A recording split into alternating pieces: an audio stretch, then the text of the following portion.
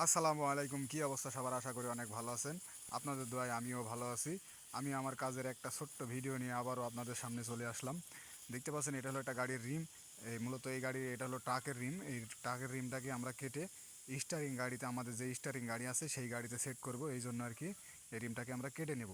কেটে নিয়ে এই প্লেটটাকে ঘুরিয়ে মারতে হবে। তাই এই রিমটা আমার কাটা সারা। এটাকে নিয়ে আমি এখন লেদে যাব। লেদে যেয়ে সুন্দর করে টাল ভেঙে প্লেটগুলোকে কেটে আমি সুন্দর করে এটাকে আবার নতুন করে ওয়েল্ডিং করে দিব।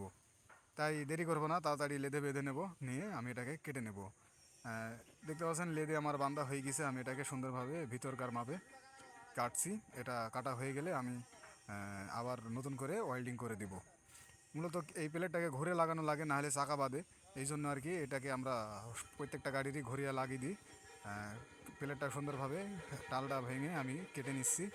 কেটে নেওয়া হয়ে গেলে আমি ওই বড় রিমটা বেঁধবো, বাঁধে ওর ভিতরে আমি ওকে সেট করে দিব মানান করে। মূলত একা একা কাজ করি, আরও অনেকেই আছে, কিন্তু আমার এখানে আমার একা একাই কাজ। তাই আমি ধীরে সুস্থে করি যাতে কোনো সমস্যা না হয়।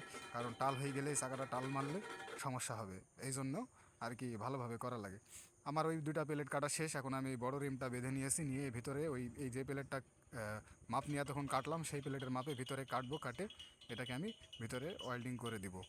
এই ওয়েল্ডিং করে দিলে এর দিয়ে ফেস মেরে দেবো, দিয়ে এটাকে ফাইনাল ঝালাই দিলেই ওকে হয়ে যাবে গাড়িতে লাগানোর জন্য। প্লেটটাও লাগিয়ে ফেলেছি, দেখতে পাচ্ছেন প্লেটটা ফেস মারছি। ফেস মারা হয়ে গেলে আমি এটাকে এবার নিচে নামিয়ে দিয়ে ওয়েল্ডিং করে দিব, দিয়ে আমাদের কাজ শেষ হয়ে যাবে।